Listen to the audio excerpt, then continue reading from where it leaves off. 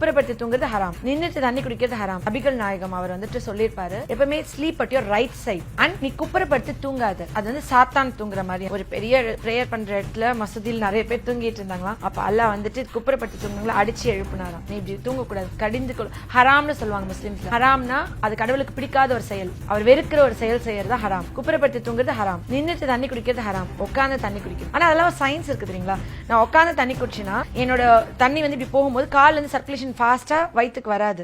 நின்னுட்டு குடிக்கும் போது உடம்பு இம்பேலன்ஸ் ஆகுது. சின்ன சின்ன சயின்ஸ். பரவாயில்ல, ஒரு நாள் நின்று குடிக்கிறேன், ரத்தம் வந்தா வந்துட்டாலும் சொல்லக்கூடாது. அந்த மாதிரி நான் வந்து பிரெக்னெண்டா இருக்குமோ லெஃப்ட் சைட் படுத்து தூங்குறேன், ஏன்னா என்னோட ஹார்ட்டுக்கு லோடு இருக்கக்கூடாது, அப்ப எனக்கு கம்ஃபர்டபுளா இருக்கணும். நான் ஆனா மீதி நாள் ரைட் சைட் படுத்து தூங்குறேன். நான் ஏன் குப்புறப்படுத்தி தூங்கக்கூடாது? குப்புறப்படுத்தி தூங்கினோம்னா அப்டமினல் பிரஷர்ல நம்ம சாப்பிட்ட சாப்பாடு ஆசிட் ரிஃப்ளெக்ஸ்லாம் எதுக்கழிச்சு வரலாம், எனக்கு ஒரு நெஞ்சு கறிக்கலாம், எனக்கு ஒரு இந்த மாதிரி ரிஃப்ளெக்ஸஸ்லாம் ஆகாம தடுக்கிறதுக்காண்டியும் நல்ல டைஜஷன் ஈஸியா என்னோட பிரஷர் இல்லாம அப்டமன்ல நான் படுத்து தூங்குறதுக்கும் அந்த ரைட் சைட். சோ இது வந்து நபிகள் நாயகம் அவர் சொன்ன பாயிண்ட் எடுத்துட்டு வலது பக்கமோ இல்ல இடது பக்கமோ திரும்பி படுத்து தூங்கலாம். சம்டைம்ஸ் நம்ம வந்துட்டு ரொம்ப பேக் பெயின் இருக்கு, மல்லாக்க படுக்கிறோம்னா இட்ஸ் ஓகே. ஆனா குப்புற படுக்கிறது இட்ஸ் நாட் ஓகே. எக்ஸப்ட் நுரையீரல் ப்ராப்ளம் இருக்கிறவங்க, மூச்சுத்தண்ணல் இருக்கிறவங்க குப்புற படுக்கணும். அந்த டைம்ல ரூம்ல லைட் எரியலாமா, 0 வாட்ஸ் லைட் எரியலாமா, எரியக்கூடாதா, அது என்ன கலர்ல எரியணும், இது எல்லாருக்கும் கன்ஃபியூஷன் இருக்கும்ல. எல்லாம் மதர்ஸ் டிஃபால்ட்டா எல்லாருமே ஓகே இது எனக்கு சொல்லு, நான் என்னோட என் குழந்தைங்க என் ஜென்ரேஷன் நான் சரி பண்ணணும்,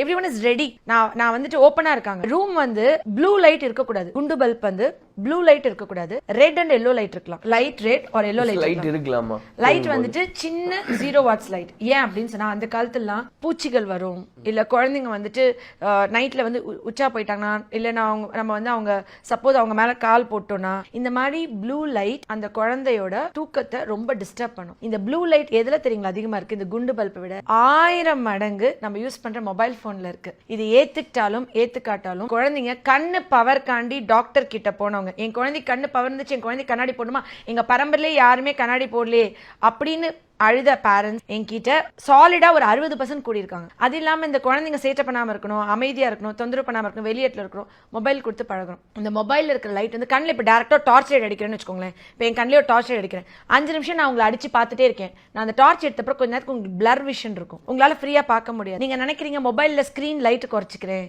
ஆனா இது ரேடியேஷனா நான் கீழே வச்சிடுறேன் அப்படின்னா என் கண்ணோட ரெட்டினா டேமேஜ், அதாவது வயசாகி சுகர் வந்து ஒரு வயசானதுக்கு அப்புறம் கண்ணில் ரெட்டினா டேமேஜ், பார்வை பறி போய் விட்டுறது அப்படின்னு விளம்பரம்லாம் பார்த்தோன்னே பயப்படும்ல, அதெல்லாம் 70 வயசுல வரத 7 வயசு குழந்தைக்கு வந்து ரத்த கண்ணீர் வடிக்கிற பெற்றோர்கள் ஏராளம். பகல்ல நம்மளுக்கு தூக்கம் வரலாம்ல, பகல்ல தூக்கமே வர மாட்டேங்குது, ராத்திரியில தூக்கம் வருது. ஏன் அப்படி? நான் பகல்ல தூங்கிட்டு நைட்ல வேலை பார்க்கலாம்ல, ஏன் அப்படி?